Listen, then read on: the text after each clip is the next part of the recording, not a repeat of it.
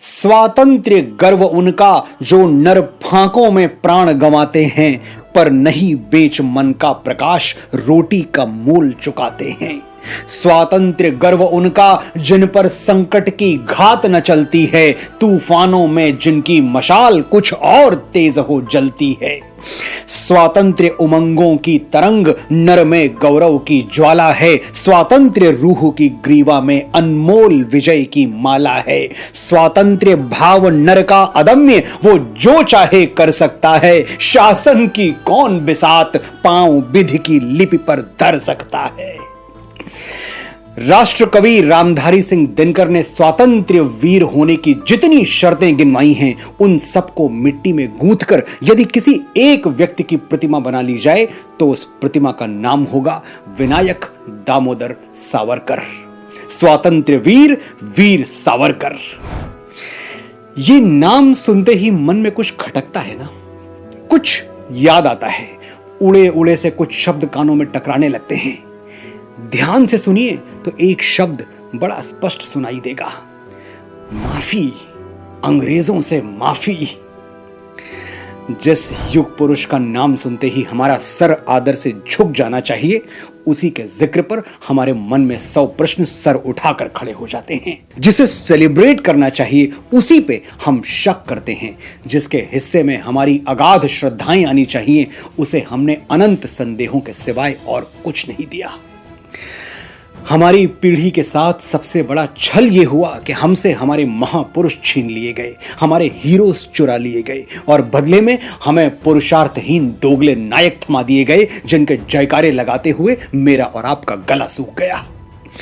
हमारे साथ इससे बड़ा षड्यंत्र क्या हो सकता है कि हमें सत्य से विमुख कर दिया गया और हमारी अंतरात्मा में सावरकर जैसे भारत भक्त के लिए घोर अंधकार भर दिया गया। मेरी वाणी में ईश्वर का दिया हुआ थोड़ा सा प्रकाश है। यही अंजुलि भर उजियारा लेकर आज मैं वीर सावरकर के प्रति फैलाई गई गहन अंधकार को चुनौती दूंगा।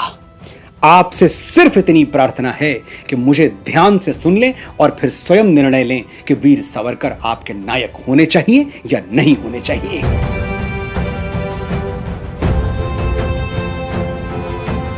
मैं कवि हूं तो आज वीर सावरकर का पहला परिचय उनकी कविताओं से देने का प्रलोभन मुझसे छोड़ा नहीं जा रहा। वीर सावरकर वो हैं जिन्होंने मां भारती की स्तुति में 6000 कविताएं लिखी हैं, लेकिन कागज पर नहीं, सेल्यूलर जेल की दीवारों पर, कलम से नहीं, कंकर, कील और कोयले से।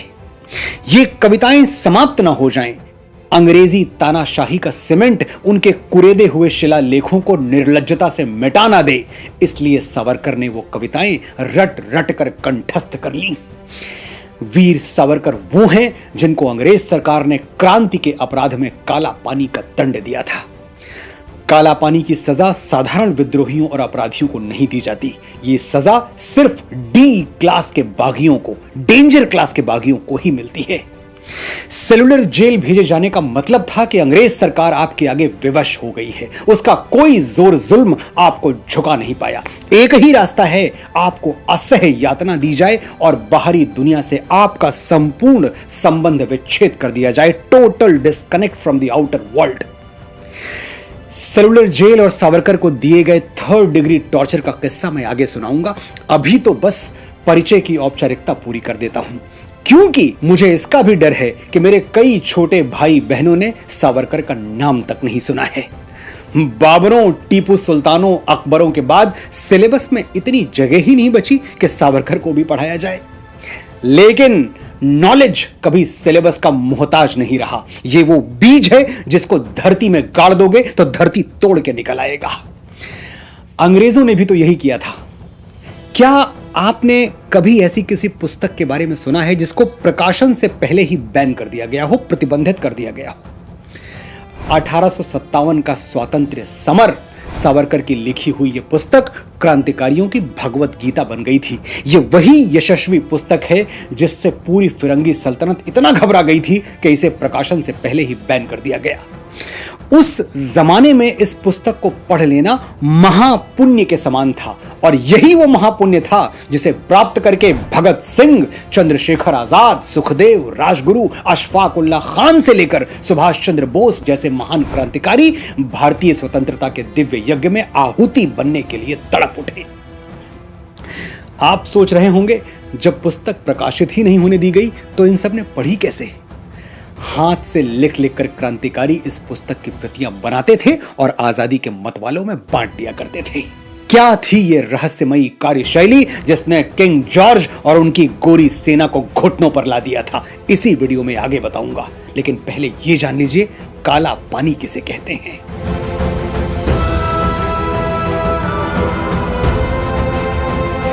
भारत रत्न पंडित श्री अटल बिहारी वाजपेयी ने लिखा था, जो बरसों तक सड़े जेल में उनको याद करें, जो फांसी पर चढ़े खेल में उनको याद करें काला पानी को, अंग्रेजों की मनमानी को, कोल्हू में जुट तेल पेरते सावरकर से बलिदानी को।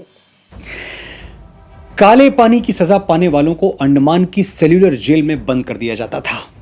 वहां कैदियों से कैसा अमानवीय व्यवहार होता था, उसी से जानिए जिस पर बीती है। वीर सावरकर खुद लिखते हैं, सुबह उठते ही बंद कमरे के अंदर नारियल का तेल निकालने वाला कोल्हू चलवाया जाता था। कोल्हू चलाना इतना जटिल, इतना कठिन होता है कि बड़े बड़े पहलवान तक आधा चक्कर घुमाने में टूट जाते थे, और बाकी आधा चक्कर चलाने के लिए उन्हें कोल्हू के डंडे पर लटकना पड़ता था, क्योंकि हाथों में ताकत ही नहीं बचती थी। तब जाकर कहीं एक चक्कर पूरा होता था। अगर धोखे से, गलती से कोल्हू रुक गया तो पीछे खड़े अंग्रेज सिपाही कोड़े बरसाने लगते थे।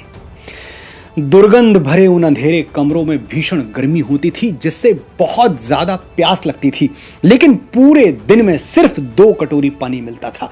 अगर गलती से 3 कटोरी पानी पी लिया तो उसके लिए अलग से कोड़े खाने पड़ते थे। नहाना तो बहुत दूर की बात थी, हफ्तों तक खड़े रखा जाता था। शौचालय में भी बैठना प्रतिबंधित था। कैदियों को अपने ही कक्ष में मल मूत्र त्यागना पड़ता था, और वे उसी के साथ रहने के लिए अभिशप्त थे, बाध्य थे। पृथ्वी पर अगर कहीं नरक था तो अंडमान की सेल्यूलर जेल में। वीर सावरकर ने राष्ट्र सेवा के लिए, आपकी और मेरी स्वतंत्रता के लिए, स्वर्ग से सुंदर हमारे भारतवर्ष के लिए यह नरक दंड 10 वर्षों तक भोगा था। अगर 10 वर्ष यातना सह ली तो फिर अंग्रेजों से माफी मांगने की जरूरत क्यों पड़ गई, ये भी बताऊंगा। लेकिन पहले यह जान लीजिए कि आखिर सावरकर को काला पानी जैसा क्रूर दंड दिया क्यों गया था, ये सजा हुई क्यों थी।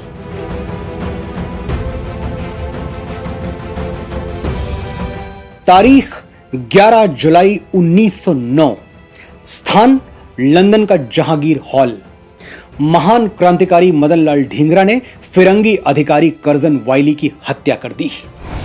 इस घटना के बाद कुछ अंग्रेज भक्त, जो कि खुद भारतवासी थे, वाइली के लिए शोक सभाएं करने लगे, और उन सभाओं में मदन लाल ढींगरा जैसे जीवट क्रांतिकारी के लिए निंदा प्रस्ताव पास किए जाने लगे। सावरकर से यह अनर्थ देखा नहीं गया। उन्होंने खुलेआम डंके की चोट पर मदन लाल ढींगरा की प्रशंसा और निंदा करने वाले भारतीयों की भर्त्सना की। ढींगरा ने वाइली को मारकर वही किया जो सावरकर चाहते थे।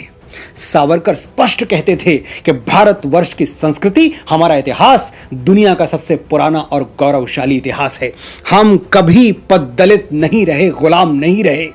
मुगलों के बाद इन आतताई अंग्रेजों ने हमारी स्वतंत्रता को बंदी बनाया, इसलिए इनकी हत्या करने में कोई पाप नहीं है। हमारा इनका बराबरी का संबंध उसी दिन बनेगा जब ये हमारे देश को स्वतंत्र करके चले जाएंगे। जब बड़े बड़े नेता ब्रिटिश सत्ता के प्रति वफादारी की शपथ ले रहे थे, सावरकर ने यह घृणित शपथ लेने से साफ मना कर दिया। उसी दिन वो कंपनी सरकार की आंखों में चढ़ गए, गड़ गए। अंग्रेजों को विश्वास हो गया कि कर्जन वाइली की हत्या सावरकर के आह्वान पर ही हुई है। बंदूक भले मदन लाल ढींगरा के हाथों में थी, लेकिन गोली चलाने वाले सावरकर थे। अपने ही बनाए कानून को अपने स्वार्थ के लिए तोड़ मरोड़ लेने वाले फिरंगियों ने कर्जन वाइली की हत्या के आरोप में सावरकर को लंदन में गिरफ्तार कर लिया और 23 जनवरी 1911 को उन्हें आजीवन कारावास की सजा सुना दी गई। अब अंग्रेज हुकूमत से सवाल कौन करता, कौन उनके न्याय को कटघरे में खड़ा करता? लश्कर भी तुम्हारा है, सरदार तुम्हारा है, तुम झूठ को सच लिख दो, अखबार तुम्हारा है। इस दौर के फरियादी जाएं तो कहां जाएं, कानून तुम्हारा है, दरबार तुम्हारा है। सावरकर को सजा भारत में काटनी थी।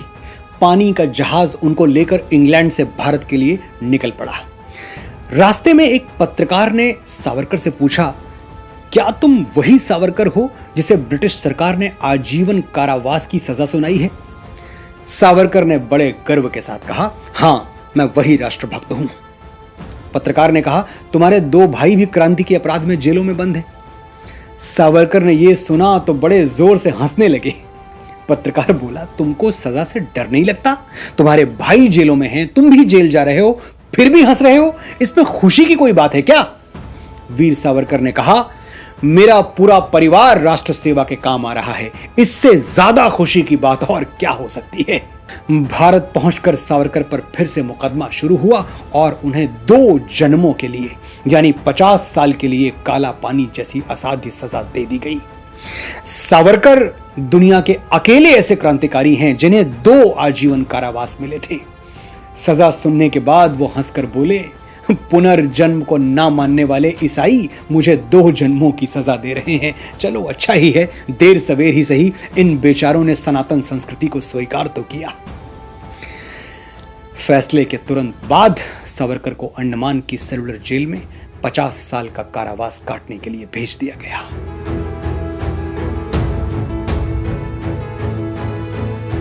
आज तक हमें जिस माफीनामे या दया याचिका का पाठ पढ़ाया जाता है वो सिर्फ एक सामान्य सी याचिका थी, एक साधारण सा पिटीशन था जिसे फाइल करना राजनीतिक कैदियों के लिए कानूनी विधान था। इस याचिका का एक फिक्स फॉर्मेट था जिसमें अपना नाम और कुछ अन्य जरूरी बातें लिखनी होती थी। पारिक घोष जो कि महान क्रांतिकारी अरविंद घोष के भाई थे, सचिंद्र नाथ सान्याल जिन्होंने एचआरए का गठन किया था, इन सब ने भी ऐसी ही याचिकाएं दायर की थी और इनकी याचिकाएं स्वीकार भी हुई थी। जब ब्रिटेन के किंग जॉर्ज पंचम भारत की यात्रा पर आए तब पूरी दुनिया में राजनीतिक बंदियों को अपने बचाव के लिए ऐसी सुविधाएं दी गई थी। सावरकर ने खुद अपनी आत्मकथा में लिखा है, जब जब सरकार ने सहूलियत दी, मौका दिया, तब तब मैंने याचिका दायर की, क्योंकि मेरा लक्ष्य तब तक पूरा नहीं हो सकता जब तक मैं जेल से बाहर ना आ जाऊं। उन्होंने अपने छोटे भाई नारायण राव को जो पत्र लिखे उनमें भी अपनी पिटीशन के बारे में लिखा है, कभी कुछ छुपाया नहीं। और अगर फिर भी आप बाएं हाथ से लिखे हुए झूठे इतिहासों से प्रभावित हैं और आपको लगता है कि ऐसी याचिका दायर करना कोई शर्म की बात है, तो खुद अपने आप से पूछिए, अगर आप जेल में बंद हो बिना किसी अपराध के, निरपराध, मात्र एक राजनीतिक बंदी के रूप में, और सरकार आपको अपना बचाव करने का कोई एक मौका दे, तो आप क्या करेंगे? क्या बंधन से मुक्त होना नहीं चाहेंगे? शत्रु के खेमे में फंसे क्रांतिकारी या सैनिक को बिना राष्ट्रद्रोही हुए किसी भी मूल्य पर अगर जीवन दान मिल सकता है तो वो जीवन दान उसके बलिदान से भी बड़ा है, उससे ज्यादा मूल्यवान है। वीर सावरकर ने याचिका इसलिए दायर की थी कि कहीं वो भारत मां की स्वतंत्रता के यज्ञ में आहुति डालने का कोई मौका चूक न जाए, कहीं ऐसा ना हो कि उनका जीवन जेल की दीवारों में समाप्त हो जाए और स्वतंत्रता का महालक्ष्य अधूरा रह जाए। महात्मा गांधी ने 1920-21 में सावरकर के पक्ष में एक लेख लिखा था। गांधी लिखते हैं, सावरकर को चाहिए कि वो अपनी मुक्ति के लिए सरकार को याचिका भेजें, इसमें कुछ गलत नहीं है, कुछ बुरा नहीं है। वीर विनायक दामोदर सावरकर को 1921 में 10 साल की सजा काटने के बाद सेलुलर जेल से रिहा कर दिया गया। हालांकि अंग्रेज सरकार पर उनका खौफ इस कदर हावी था कि अगले 16 वर्षों तक उनको महाराष्ट्र के रत्नागिरी में नजरबंद रखा गया। 22 जून 1940 को नेताजी सुभाष चंद्र बोस सावरकर से बंबई में मिले और स्वतंत्रता आंदोलन के विषय में बात हुई। तब सावरकर ने ही नेताजी से कहा था, आप विदेश जाकर आजादी के लिए संगठन बनाइए। इसके बाद ही नेताजी अंग्रेजों को चकमा देकर अफगानिस्तान, रूस, जर्मनी होते हुए जापान पहुंचे और आजाद हिंद फौज की बागडोर संभाली।